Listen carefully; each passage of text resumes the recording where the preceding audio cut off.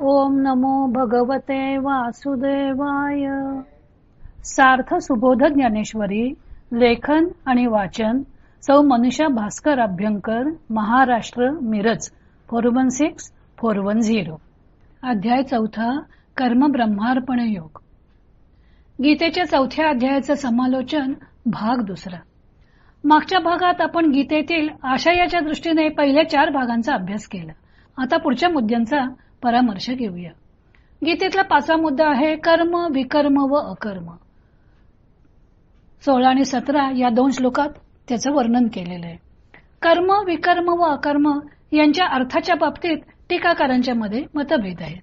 गीतेनेही इतर अनेक शब्दांप्रमाणे याही शब्दांचे स्पष्टीकरण केलेलं नाही.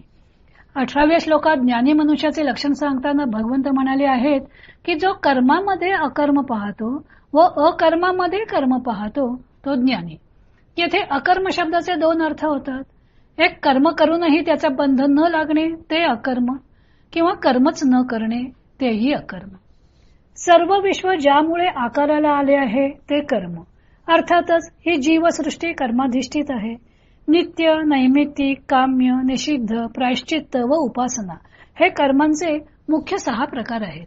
त्यातील नित्य, नैमित्तिक व उपासना ही कर्मे केलीच पाहिजेत. निष्काम कर्मयोगात काम्य व निषिद्ध कर्मांना स्थानच नाही. हातून चुकून घडलेल्या अशुभ कर्मासाठी प्रायश्चित्त कर्मे सांगितलेली आहेत. आता एकदा हे कर्माचे स्वरूप समजून घेतले की नित्य व नैमित्तिक कर्मे सुद्धा निष्काम भावाने करावयाची आहेत, तरच ती फलोत्पादनाच्या बाबतीत निष्प्रभ ठरतील. परंतु कर्माचे फळ भोगावे लागू नये म्हणून कर्मच करायचे नाही अशी वृत्ती नसावी. कारण ते कर्म न करणेही एक प्रकारचे कर्मच आहे व त्याचे फळ भोगावेच लागेल. हा कर्माचा विचार जाणण्यास कठीण असल्यामुळं कर्माची गती गहन आहे असे भगवंत म्हणतात. आशयाच्या दृष्टीने 6वा भाग आहे ज्ञानी पुरुषाचं वर्णन. ते 18 ते 24 या श्लोकांमध्ये केलेलं आहे. निष्काम भावाने कर्म केले की कर्म करून सुद्धा त्याचे फळ कर्त्याला बंधनकारक होत नाही हे लक्षात घेणे म्हणजे कर्मात अकर्म पाहणे व फळ भोगावे लागू नये म्हणून कर्म न करणे हेही एक प्रकारचे कर्मच आहे हे जाणणे म्हणजे अकर्मात कर्म पाहणे. ज्ञानी मनुष्य कर्म करूनही त्याचे कर्तेपण स्वतःकडे घेत नाही, तसेच त्याच्या फळाची इच्छाही करत नाही. त्याचे सर्व करणे हे संकल्परहित असते. तो नित्य तृप्त असतो. तो फक्त परमात्म्यावर निर्भर असतो. अन्य आधाराची त्याला आवश्यकताच नसते. त्याच्या ठायी संग्रह बुद्धी नसते. त्याने इंद्रिय निग्रह केलेला असतो. यदृच्छेने जे मिळेल त्यात संतुष्ट असणारा, द्वंद्वातीत, समदृष्टी असा तो असतो. आत्मज्ञानाच्या ठिकाणी त्याची बुद्धी स्थिर झालेली असते. या प्राप्त पुरुषाचे वर्णन करून भगवंतांनी कर्म करूनही त्याचे बंधन कसे प्राप्त होणार नाही त्याचा विचार केला आहे. बुद्धी शुद्ध व आत्मनिष्ठ करून आसक्ती टाकून केवळ यज्ञबुद्धीने म्हणजे आनृण्य, अघायुत्व व कृतज्ञत्व संपादन करण्यासाठी जे कर्म केले जाते त्या कर्माचे फळ कर्त्याला भोगावे लागत नाही. यज्ञात आहुती देताना मंत्र म्हणतात, इदम देवाय दत्तम न मम, म्हणजे मी ही आहुती अमुक देवाला अर्पण केलेली आहे, ती माझी नाही. परमेश्वराला अर्पण करून ती गोष्ट माझी नाही असे म्हणणे म्हणजे यज्ञ.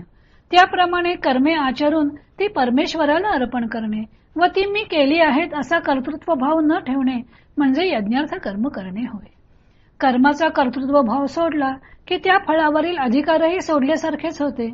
असे यज्ञार्थ केलेले कर्म मोक्षदायक होते असे भगवंताने 24व्या श्लोकात स्पष्ट केलेले आहे. इंद्रिये, मन, बुद्धी व आत्मा ही उत्तरोत्तर श्रेष्ठ तत्वे आहेत असे 3ऱ्या अध्यायात म्हटलं होतं. त्या प्रत्येक भूमिकेवर कर्मे यज्ञरूप करून ती विलीन करून टाकावीत व निष्कर्म्य सिद्धी प्राप्त करून घ्यावी असे या श्लोकांमध्ये सांगितलेले आहे. आशयाच्या दृष्टीनं गीतेच्या अध्यायाचा पुढचा भाग आहे विविध प्रकारचे यज्ञ. ते 25 ते 33 या श्लोकांमध्ये वर्णिलेले आहेत. भगवंतांनी विविध प्रतिकरूप यज्ञांचे वर्णन केलेले आहे. हे सर्व यज्ञ शमदमादी सद्गुण संपादन करण्यासाठी साधन म्हणून सांगितलेले आहेत. त्या प्रत्येक यज्ञात यज्ञपुरुष, अग्नी, हवीर द्रव्य यांची वेगवेगळी रूपके केलेली आहेत. संयमाग्नी, योगाग्नी, प्राणाग्नी, इंद्रियाग्नी अशा वेगवेगळ्या अग्नीमध्ये वेगवेगळ्या आहुत्या द्यायच्या आहेत. द्रव्य यज्ञात वस्तूंचं हवन, तपयज्ञात कामनांचं हवन, योग यज्ञात वासनांचं हवन, स्वाध्याय यज्ञात अज्ञानाचं हवन आणि ज्ञान यज्ञात अहंकाराचे हवन करायचे. ब्रह्मयज्ञ त्याच्यामध्ये ब्रह्मरूप अग्नी आहे आणि ब्रह्मरूपी हवीर द्रव्य आहे. दैव यज्ञामध्ये देवतोद्देशाने केले जाणारे यज्ञ आहेत. ब्रह्मयज्ञामध्ये ब्रह्मरूप अग्नी आहे आणि यज्ञाने यज्ञाची उपासना करायची आहे. इंद्रिय संयम यज्ञामध्ये संयमरूप अग्नी आहे आणि त्यात श्रोत्रादी इंद्रियांचं हवन करायचं आहे.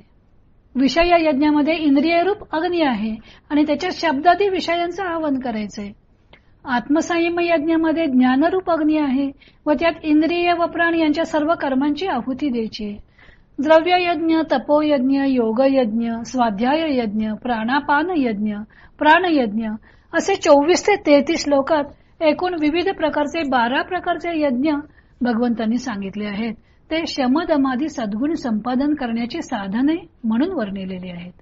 जीवनात प्रत्येक कर्म हे यज्ञ स्वरूप करायचं आहे व त्यायोगे मनोमलाचा नाश करावायचा आहे. जीवन जर यज्ञमय नसेल तर इहलोकीही सुख प्राप्त होत नाही, मग त्याला परलोकात सुख कसे प्राप्त होईल. 24व्या श्लोकात यज्ञातील सर्वच साधनांकडे ब्रह्मैक्य दृष्टीने कसे पाहावे ते लाक्षणिक भाषेत सांगितलेले आहे. अशी ब्रह्ममय दृष्टी ज्याची असेल तो नक्कीच ब्रह्ममय होईल. द्रव्य यज्ञ हे स्वर्ग सुखाच्या प्राप्तीकरता केले जातात, पण त्यांना ज्ञान यज्ञाची सर येत नाही. सर्व यज्ञांच्या मध्ये ज्ञानयज्ञ हा सर्वश्रेष्ठ यज्ञ आहे. कर्मे योग्य रीतीने केली की त्यांचे पर्यवसन ज्ञानामध्ये होते असे भगवंत सांगतात. यज्ञरूप जीवन कसे करता येईल त्याचा सारांश असा आहे की स्वधर्म हाच खरा यज्ञ आहे. स्वधर्माचरणाशिवाय कोणतेही कर्म यज्ञरूप होऊ शकत नाही. स्वधर्माचरण हे इंद्रिय सुखाकडे लक्ष ठेवून करावायचे नाही, उलट सर्व कामनांच्या आहुती या स्वधर्म यज्ञात द्यायच्या आहेत. स्वधर्माचरण मीपणाचा भाव सोडून केवळ कर्तव्य म्हणून करावायचं आहे. स्वधर्माचरण कर्तव्य बुद्धीने करत असता समभाव ठेवायचा आहे. जे सुख किंवा दुःख प्राप्त होईल ते यज्ञशेष समजून आनंदाने स्वीकारायचे आहे. असा हा स्वधर्म यज्ञ चित्तशुद्धी करून सर्व पापातून मुक्त करणारा आहे. चित्तशुद्ध झाले की परमात्म्याची प्राप्ती होते. आता गीतेतील 4थ्या अध्यायाचा 8वा भाग आहे आत्मज्ञान प्राप्तीचे स्वावलंबी व परावलंबी मार्ग. ते 34 ते 39 या श्लोकामध्ये वर्णिलेले आहेत. आत्मज्ञान प्राप्ती करता गुरुना शरण जाण्याचा मार्ग भगवंतांनी अर्जुनाला सांगितला. तेव्हा शिष्याकडे समर्पण भाव, शंका विचारणे व सेवा हे तीन गुण तर ज्ञान व तत्वदर्शीपणा हे गुण गुरूंकडे आवश्यक असल्याचे सांगितले. तत्वदर्शी गुरु व समर्पण भावाने शरण आलेला शिष्य अशी जोडी असेल तर तेथे ज्ञान हे फळ शिष्याला नक्कीच मिळणार.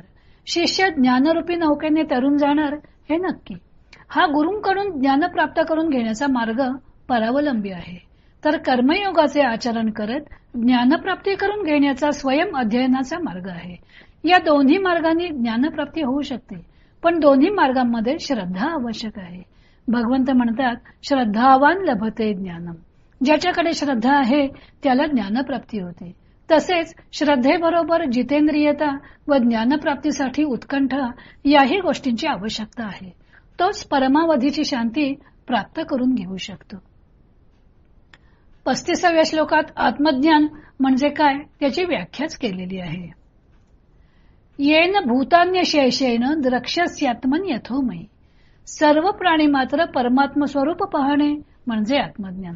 जो काही भेद आहे तो वरवरचा आहे. सर्व पदार्थातील मूलद्रव्य हे समान आहे. हे समान तत्व जाणणे म्हणजे आत्मज्ञान. आशयाच्या दृष्टीनं या अध्यायाचा पडणारा 9वा भाग म्हणजे संशयी मनुष्याचा नाश होतो. हे 40 ते 43 या 3 श्लोकात सांगितलेलं आहे. ज्याच्याकडे श्रद्धा नाही तो मनुष्य संशयी असतो.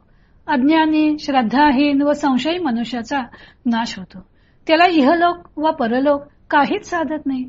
कर्मयोगाच्या आचरणाने कर्मफळाचे बंधकत्व राहत नाही व जीव व परमात्मा यांच्या ऐक्यबोधाने सर्व संशय नाहीसे होतात. अर्थातच ऐक्यबोध नसतो म्हणून संशय निर्माण होतो. म्हणून भगवंत अर्जुनाला मनात श्रद्धा बाळगून ज्ञानप्राप्ती करून घेण्यासाठी संशयाचा नाश करण्यास सांगत आहेत. बाकी या अध्यायातील आणखी काही मुद्दे आपण उद्या पाहू.